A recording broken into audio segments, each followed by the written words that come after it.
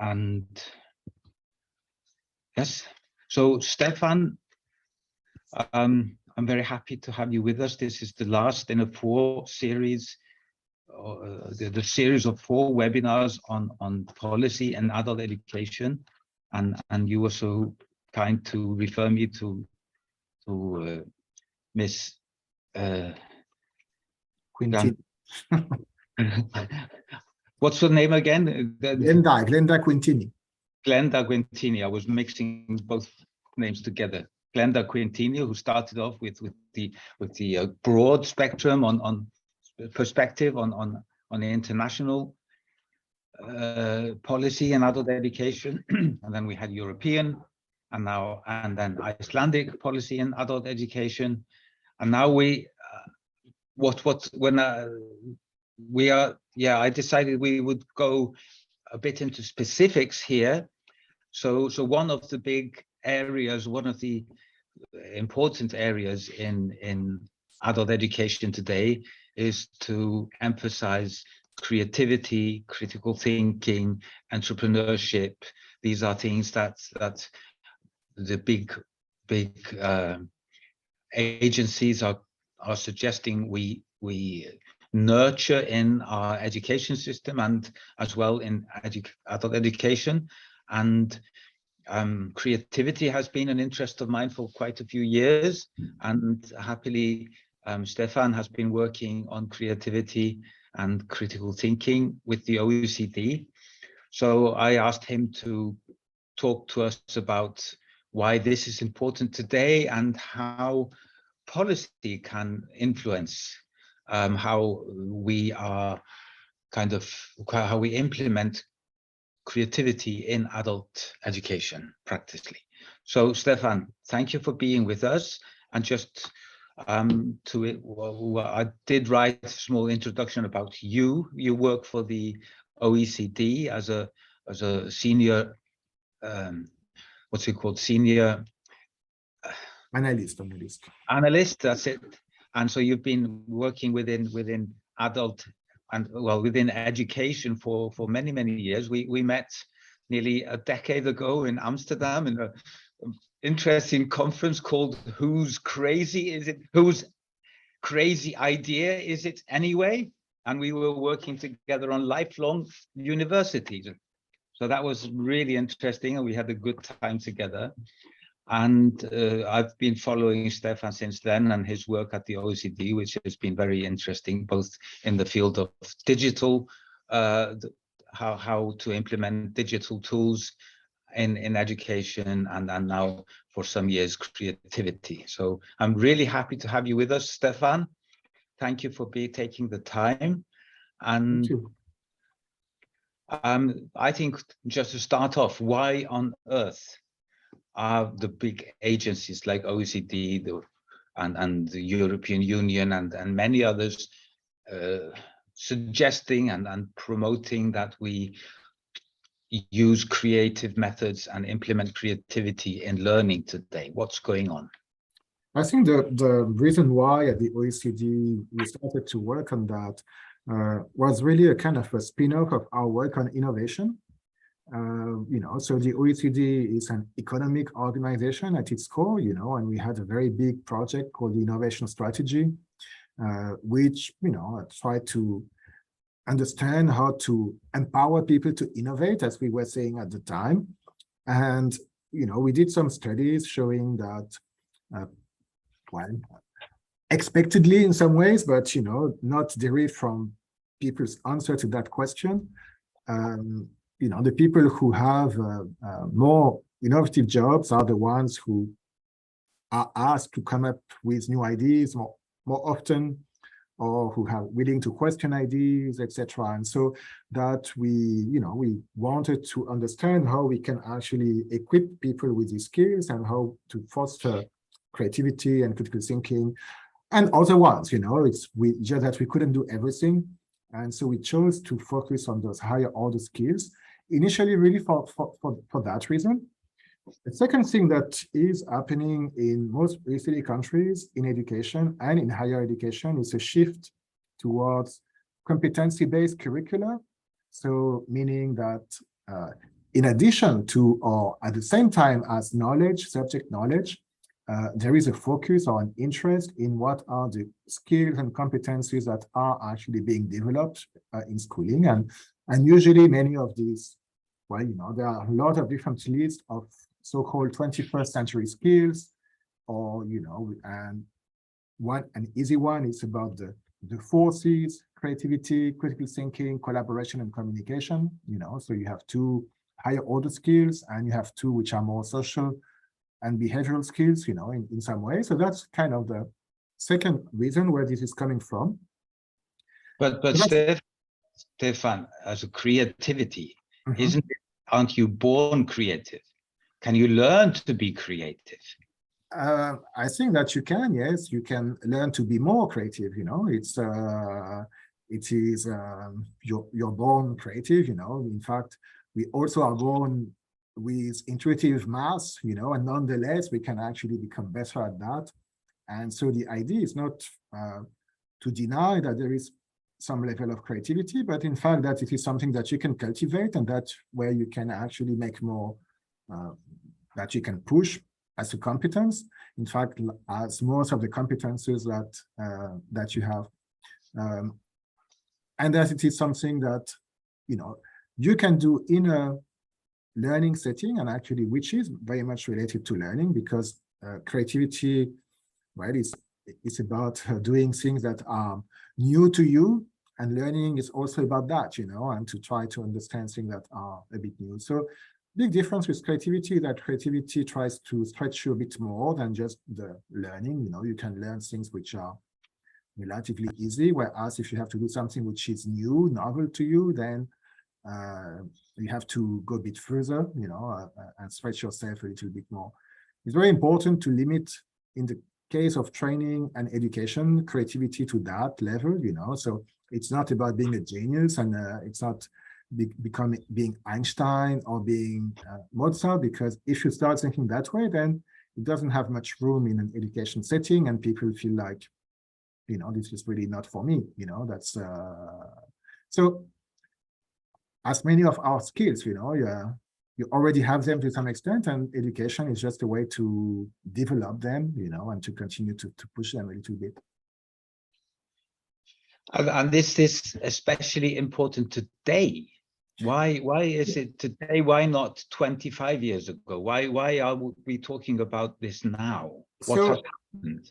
So I think that, so one is, in the case of OECD countries, the realization that a lot of the economic growth would come from innovation, rather than scale in many of them. But then there are two other things that have happened recently. One is, you mentioned the work we do on digitalization, and, you remember that before COVID, most of the headings of the newspapers and the magazines were about all these computers and robots that would actually do all human work instead of us, and so one of the new things that people try to focus on are those skills that they believe, at least, cannot easily be computerized and automated. And so to focus on what is more human and more complex, and things such as, complex problem solving, creativity, critical thinking, sometimes manual jobs as well, But there is this idea that, things that are relatively simple will actually be taken over by computers. And so we have to put a new emphasis on that. And the last point I would say, especially in the case of creativity, and it's a bit different for critical thinking, but in the case of creativity, there is also a well-being element to that. One of the shifts of the OECD, especially under the previous administration, was to, the motto is better policies for better lives. And the idea was that we should stop just to measure the, well-being by the GDP, and the growth, but also take into account a lot of other things. And one of the aspects that it took is to have this better life index that we have at OECD, which is a kind of multidimensional way of measuring what's going on within countries. And in this context, creativity is an interesting thing to pursue, because it is one of the things that at least according to psychologists, we human beings like very much and makes us happy, so that either we enter the state of flow, as some Csikszentmihalyi, for example, have theorized, but also a lot of empirical studies showing that actually, at least momentarily, it makes us more happy when we are engaged, in creativity work. Mm-hmm.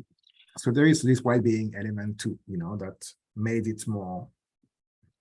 It combines a lot of different virtues, and in the case of education and training, and especially in the case of formal education, it's also one element to make education more engaging, because one of the perceived problems of education in many countries is that students don't like it so much. They feel bored. They don't engage so much with the content, and so we have to think of new ways of delivering education to make it more interesting, more authentic, and that to reconcile in some ways education with the pleasure of learning. Mm-hmm.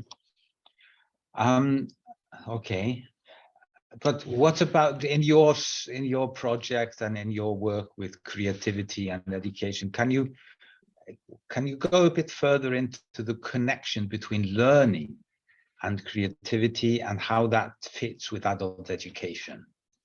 So in our project, the way, so what the assumption of our project was, is that the big problem with creativity and some other competencies that we want to promote is not so much that people are against them, so it's not really resistance to change. It's more that they don't know what to do to actually translate them into practice.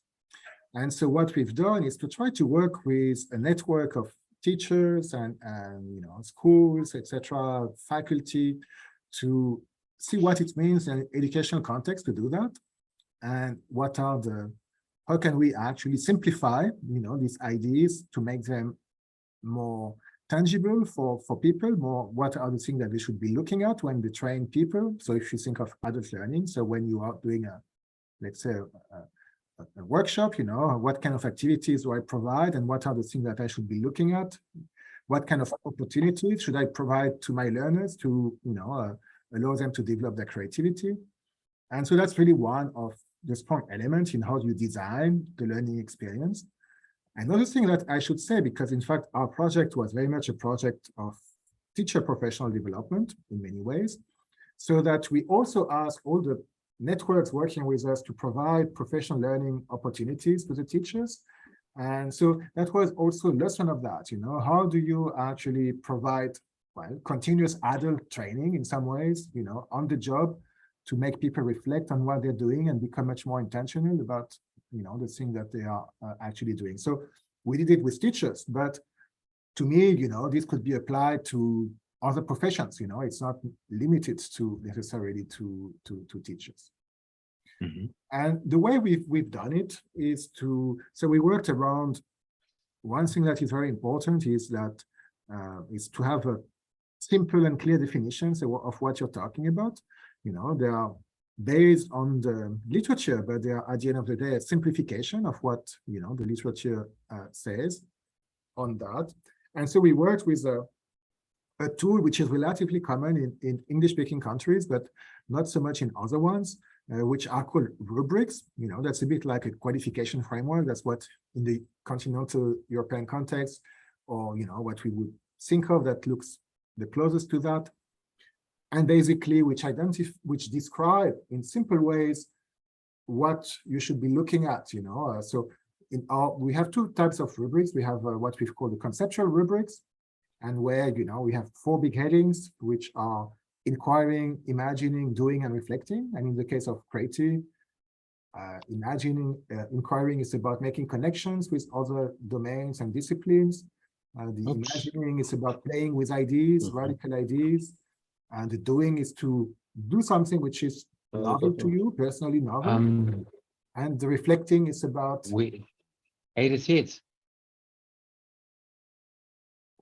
I see that you're frozen. Yes. Robertur, við erum að heyra ykkur tala. Oh, sorry, Stefan.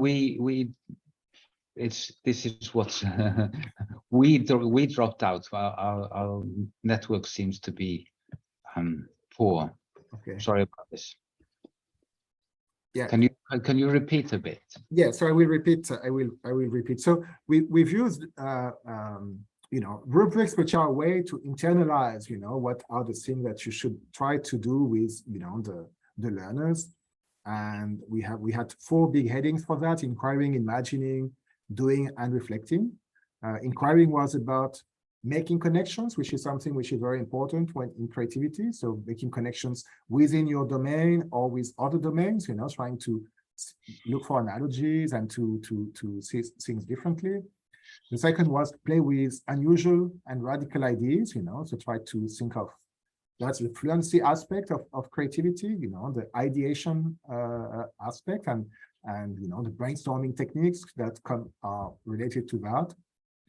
Then the doing, which is very important, it's to actually make something, perform, present, but do something, and which is personally novel. So something that actually requires you to dare to do something slightly different than what you're used to doing all the time. And finally, reflect, which is basically reflecting about what you've done and what were, the consequences of it, which may be positive, negative, as we know with innovation, but also reflect about the process, that you engage in. So that's really the 4th thing that we said, a learning environment that wants to promote creativity should try to give opportunities and space for these things to happen, while learning whatever you're supposed to learn in terms of subject knowledge, content, so that you don't do it as a creativity course, but you do it while you're learning whatever you're learning in your domain, So that's what the teachers do, in some ways themselves. So we're currently working on teacher education, for example, and that's what we also ask them to do, to think of how do you do a lesson differently than you usually do, make connections with other domains, principles of your teaching, reflect on what you've been doing, and do a different lesson plan or perform the lesson in a different way, delivery, think about how you can do things differently. So that's really, especially in the training part, it's interesting. We had a discussion about how you do that, for example, in domains such as health, where you are supposed to follow certain protocols, etc. But even if it is the case, it doesn't prevent you as a student to think about how you could do things differently, that's right. Or even in medicine, there are some domains such as, for example, the clinical processes. They can be codified, but you can think of how to organize things differently, so how you deal with your patients, in what order, what do you, and so that's all the kind of question that we, and then we have a different type of rubric, which is more a scoring rubric, which is basically how do you assess the learner's work from a process perspective or the final product that they have actually performed. And what's very important in the doing, and that was a strong challenge in the case of formal education, perhaps less in adult learning, but perhaps as well, is to make sure that you have a product that is authentic, and so not make the learning process lead only to taking an exam, so, to get a certificate, etc., but actually make sure that you do something which corresponds to whatever the subject is about, So if you're a teacher, you teach, or you plan a lesson, or you do something like that. But it's not just about recall, memory, etc. So so teaching in this way is one way of actually reaching deeper into, for example, if we use Bloom's taxonomy. So you're going, this is one way of going further and getting students to go even deeper into the human capacities of thinking.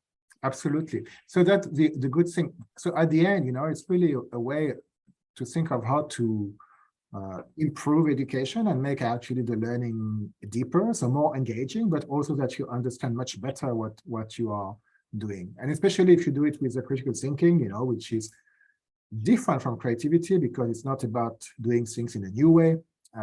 It's more about comparing with alternative views, and so making sure that when you take certain position, you have considered other possibilities when you do that, and you understand the strengths and limitations of whatever position you have chosen at the end, where it comes from, what are the unknowns, the known unknowns and the unknown unknowns, perhaps, so what are all the possible alternatives. So that's really one way to deepen the learning process, for sure. Wonderful. Do we have any questions from our students? Yes, Moses. Yeah. I had to put on mute. Okay. Okay, hello, my name is Moses. I'm a student of Rubrics, and I had one question prepared, but you have answered all of the other ones. But I was wondering if you could give us examples of critical thinking and creativity implemented into a curriculum in a positive way, and how and if it has affected the curriculum. Yes, in fact, we have, and I can post it, we have about 100 examples of lesson plans in the case of primary and secondaries, or activities that show how actually you can do it when you teach different things, so we've implemented it in the formal subjects of education, but in science, in mathematics, in language, in music, in visual arts. And we're currently doing something similar in higher education right now, showing how actually a full semester course can incorporate these different dimensions. So probably that would be the one that would be more interesting to you. But well, let me give you one example. Let me take I will take a music example. It's an activity which is called the Sons of My School, and where basically you ask students, and actually it has been done with adult learners as well, so, but more as a warm-up activity. But in the case of your students, so you ask them to go in the school and to look for a space in that school and to listen to the sounds of it, and then to come back and to, as small groups, to compose something that would actually reproduce the sounds of that of that space, and with whatever instrument that they have at their disposal. So perhaps no instrument, it can be perhaps just body or whatever, and so and then they perform what, so they work in group to try to put something together. They perform it. The students listen to what the different groups have done. They try to guess which part of the school that is, and then they also comment on what could have been done better, what is the quality of the performance, etc. And if you do it at a higher level, you can also, so that's a primary education activity, and for the secondary, we also have a second part where they try to express the emotions of different parts of the school through music. So here you can see that when you do that, you learn about music because you're asked to do something which is actually related to the subject, to the techniques and the learning outcomes of music. So you have to compose something, you have to perform, you have to be creative to make connections between the thing that you've tried to the space that you want to represent and what you are composing.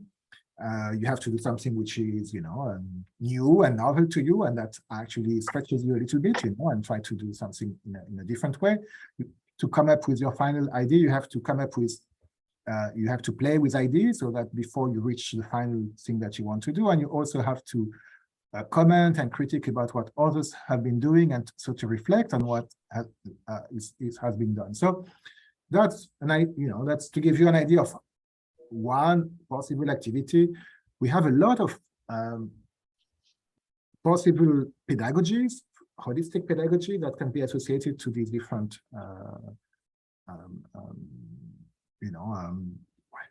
in some ways, to creativity or to critical thinking. So project-based learning is one, and which provides a lot of possibilities to do these different things.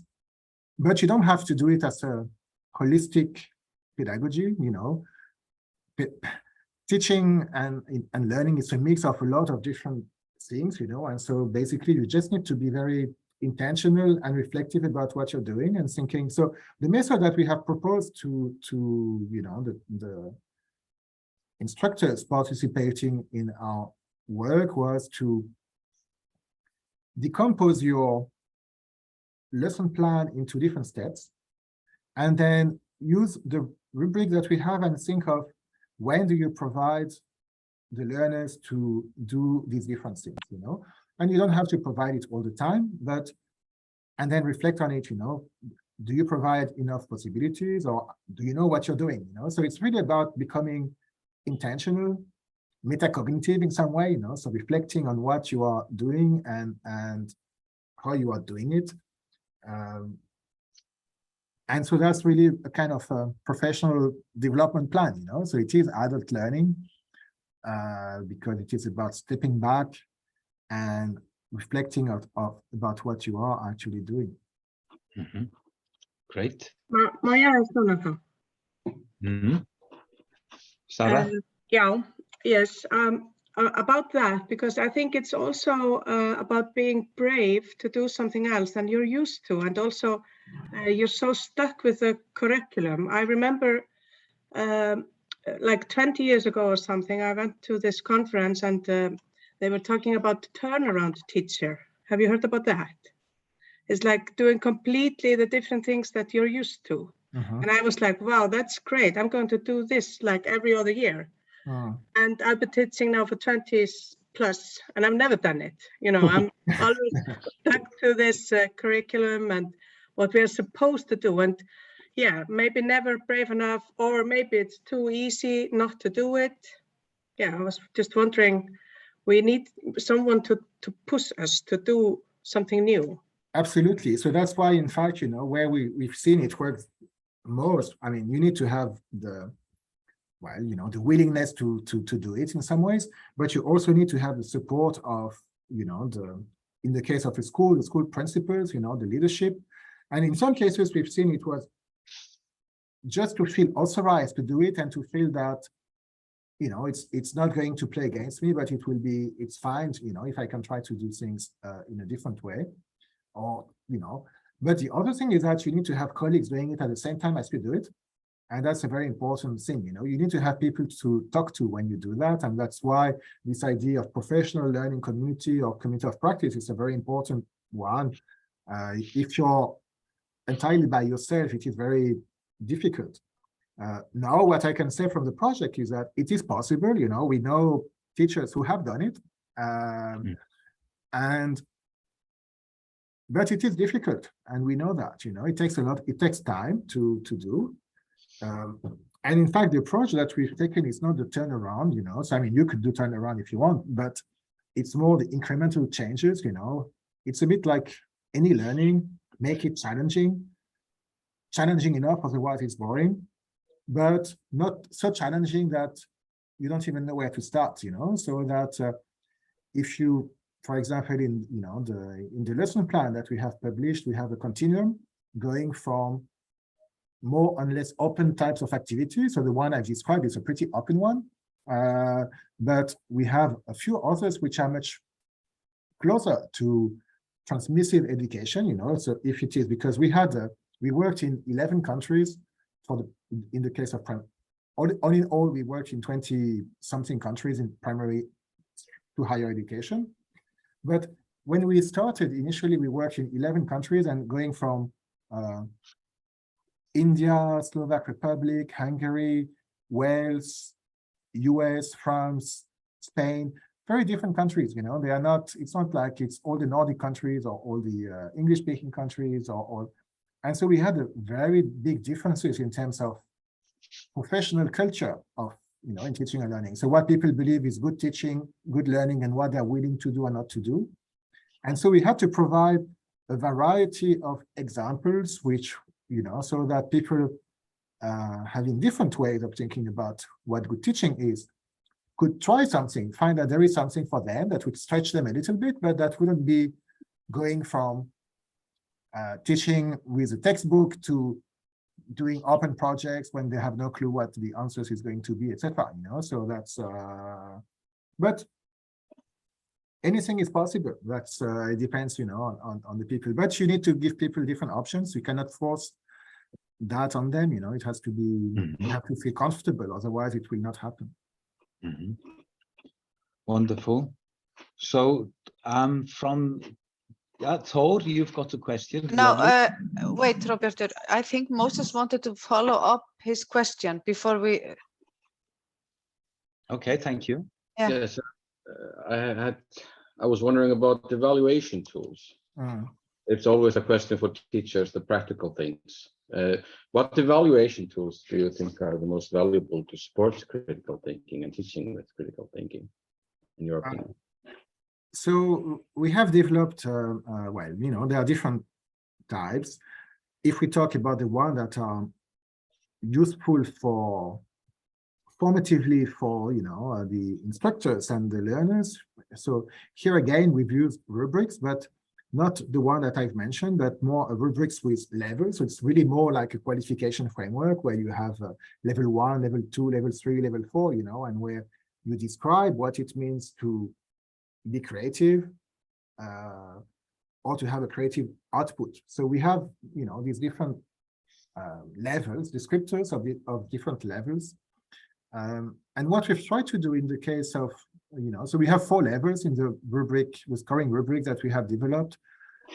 Important point, we have developed 2 different things, one for process and one for product. So the process is basically because if you can follow the learning process, people go through different steps, you know, and actually they can develop their creativity and do things which are pretty creative. But it is possible that at some point they made the wrong decision, you know, and that they end up with a final product that is not, and final output that is not as creative or as well done as it could have, you know, and in some cases, and that's the standard, and so that, you know, in some ways, you know, we always say that we need to celebrate failure, you know, and that you have to be able to fail if you want to be creative. And so that's a good example of that, you know, if you can do, you know, so focus more on the process rather than on the final, uniquely the final product. However, we also have a scoring rubric for final products, meaning that if you don't see the process, or if you want to assess both, you know, you can also do that, you know, and what are the things that you would expect from something that shows a lot of creativity. And we've tried to combine it where we have different also scoring rubrics, but we've tried to combine it with actually the, you know, the appropriateness to the task, because creativity is 2 things, you know, it has to be original and appropriate or effective, you know, so it's not just being original, because that you could do something which is original but totally off the task, you know, and so then in that case it is not creative, you know. So if you're asked to do a recipe, some cooking, you know, and instead you don't do any cooking and you do something else, you know, so it may be very original cooking, but it doesn't work, you know, that's anyone can do that. So it has to remain into some constraints that's be appropriate. So we had 4 levels in the case of creativity, you know, what we call the dormant level is basically that you don't even try, you know, so that you do things right, you know, so you're asked with the recipe and you do it right, but you don't even try to make it creative. We had a second level, which is emerging, and where, you know, the recipe is not so good, but at least you've tried to do something. And then, you know, we have a 3rd level, which we've called flourishing, where basically you try to do the recipe is good, it works, and at the same time, it has some creativity features. So you've tried to do something which is a bit new. And we have a last one, which is outstanding, and where not only it's a very good recipe, but also it's very creative and interesting. So that's how we've tried to, support for the assessment of that. As you know, there are other ways of, there are standardized ways as well of measuring creativity. Psychologists have created a lot of creativity tests for a long time. There is some work in education to actually have a test of creativity, and in fact, PISA 2022 has creative thinking as one of the innovative domains. So they're going to assess, the creativity of 15-year-old students. There are a few countries working on that. There are tests for higher education as well. I know colleagues doing a creativity test for employees. So when you apply to join to have a certain job, then in the battery of personality tests that you're going to take, they will give you some task on related to creativity. So there are a lot of other possible ways, but I think in the learning context, that's really what is the most helpful, is how you clarify what the learning objectives are, what is expected from the final output or from the process, and that you make it transparent with the students so that they know what they should try to do. Wonderful. Do we have any questions from other participants? Maybe Thor? Yeah, he had his hand up a few minutes ago. Yeah. Are you still there? Yeah, I'm still here. I was in the European some task about creativity and vocational education, and we thought the creativity among students it's the biggest or most in the youngest one, and then on the way to learn something you want to do for the rest of your life, the teachers are trying to get the creativity out. They're trying to teach them what really matters, and instead of some creativity thinking.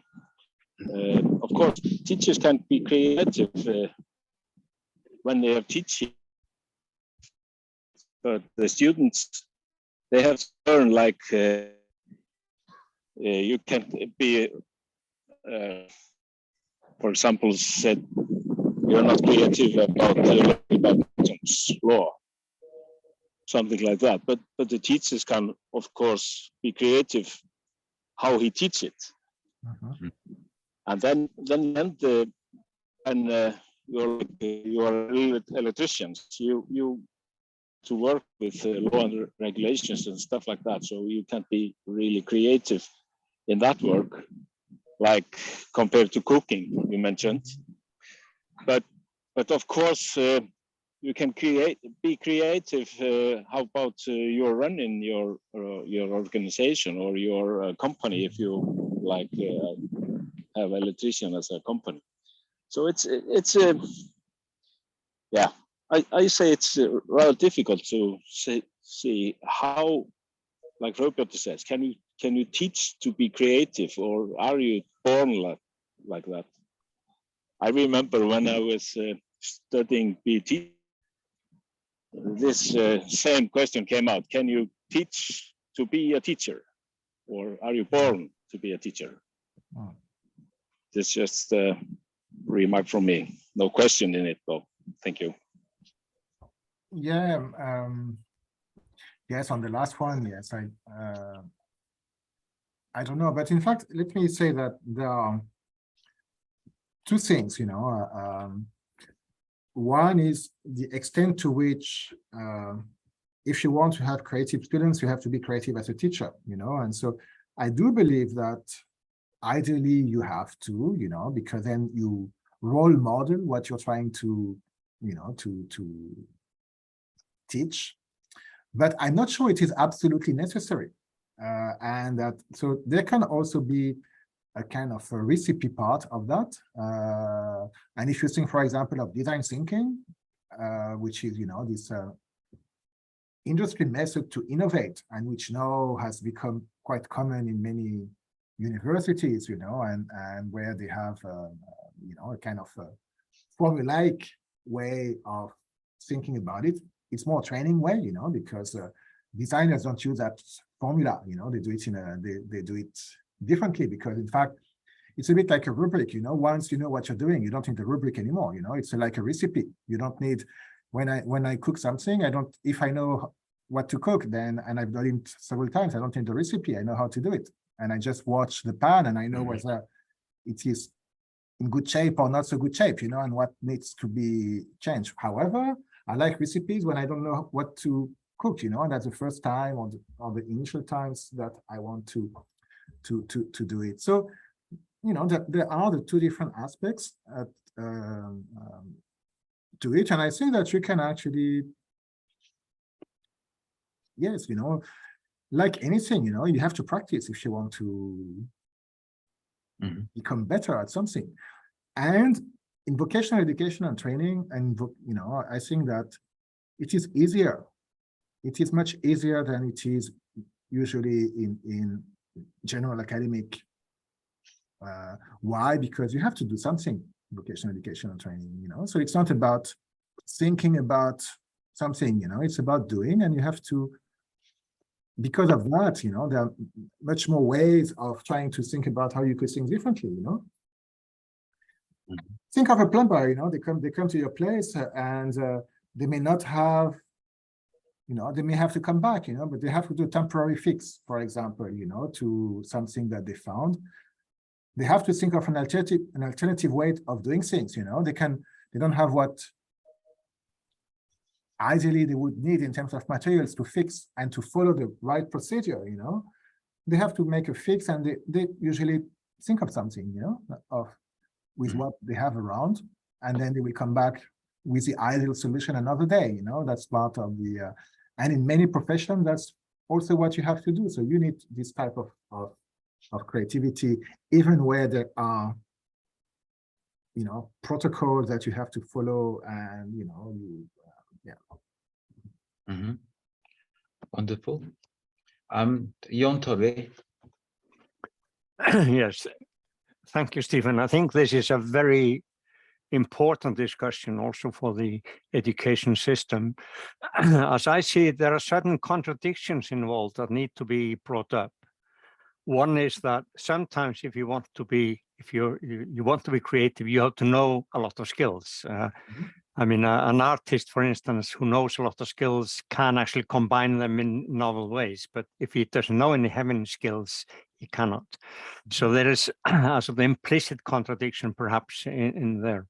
Another one is that just the terminology we use about training, learning, skills, and so on, don't always apply. I mean, at the very beginning, you use the term to cultivate creativity, which is slightly different from teaching it. So perhaps we should sort of discuss the difference between the terms we use. The third issue I want to take up is I find very difficult for teachers is stepping back, because they are normally conscientious people, and they feel if they're not doing something, they're not doing the work. So they want to be continually doing something relevant, to be doing their job, earning their pay, if you like. So I think that's a cultural issue as well, to be allowed to step back, but still feel you're actually doing something relevant. So these are, to me, sort of implicit contradictions that perhaps need to be taken up and discussed. So let me thank you so much for the question. So that do you need skills to be for creativity? Yes, absolutely. It is. That's why it cannot be divorced from the traditional forms of learning and to. However, do you need to teach the skills before you can start to exercise your creativity? I would disagree with that. So there are some people who say that you need to have the foundational before you can start being creative. And I say that it's absolutely not true. You should actually, as you learn the piano, you have to already start to try to be expressive and musical. Music doesn't come once you can play your scales, or so that you have, and that's true for some of the other elements. However, you cannot be creative if you cannot cook, you cannot be creative in cooking. That's you have to, otherwise you cannot make connections, and whatever you would do would be something random, wouldn't be something that is actually intentional. Can you teach it? Oh, I shouldn't. If I said that, I shouldn't have, because as I said, I'm not against them, but we don't promote creativity classes or critical thinking classes. Some people do that, but it's not at all what we are proposing. So what we are saying is that you should actually try to foster creativity. That's the word we use usually, as you also try to equip people with all the, the knowledge and skills and other skills, so that it's not something that is a new subject that should be, it's just a transverse, something that comes with the learning of knowledge, and content knowledge, procedural knowledge, and that's just another element of it. That's on the stepping back. So what I was saying is that the teachers have to step back on their planning, on what they're doing, so that you have to step back to think about what you're doing, not while you are teaching, or instructing. That's what is difficult when you are teaching and instructing, is that you have to let go. And that's what the teachers don't like, that, because in fact, you have to prepare the things in such a way first, So what we've developed, what we've realized when we've done the rubrics, we were asking, all the people working with us on the field, to show us the lesson plan that they had planned based on the rubric. And, they tended to do what I've told you, to use a rubric to note when in their lesson they give opportunities to the students to do things. And, what they tended to say is that they were doing it all the time, but when we started to see what was coming back, we felt, well, it doesn't seem like this is what we had in mind, in terms of what was coming back. So we have developed also what we've called the design criteria. So we've had 8 of those, and there are a few which are pretty difficult for teachers. And I would say, so one is about giving, you have to give appropriate tasks, so you have to, especially in the case of creativity, but also critical thinking, you have to give tasks that can be looked at from different perspectives, So if you ask people to do 2 + 2 = 4, then, there isn't much creativity possible with that. I mean, you can use another basis, perhaps, to make it more, but that's not, so there has to be a level of ambiguity. The problems have to be ill-defined in some cases, so that you can actually, or they have to be big problems, societal problems that you can look at from different perspectives. That's one important element. The other thing is that usually, and it's related, you have to let the learners co-design either part of the problem or the solution, so that they can actually express themselves in some ways, that they can actually put something of themselves as part of the thing. And that's something that teachers don't like so much, because it's so much easier to give the same thing and expect that everyone will come up with the same thing. And partly because they may not be an expert in what is of interest to you, or the direction in which you're taking them. So, which is why they have to let go, they have to prepare, they have to make sure that of what they want to teach, what people should learn, but at the same time, it is possible that at the end it doesn't go exactly in the direction that they want, and that they will not be an expert, but they have to let that happen, and that's really one of the things that is very difficult when you are an instructor, perhaps not to know, to recognize that you have no clue, or that you can just support, but you cannot, instruct in the usual ways. And yeah, so that's in the action, that's really the difficult part. Okay. Well, all I want to say, I agree with your contemplation on this. The only thing I want to add is that one of the main problems in education is the idea of the basics, and that we have to do the basics first and then everything else. And I think that we have to get rid of that one. I agree. I hope you will help. Because that's a very strong idea that people have, and I would say not so much in OECD countries, but I think the worst is in developing countries, where they are totally obsessed with, doing the basics in a very boring way and hoping that perhaps one day it will become interesting. That's a good point. We're reaching the end. Does somebody, one of you, have still burning with the question you'd like to discuss before we end? We have 2 minutes. I have just a comment. Okay, Moses.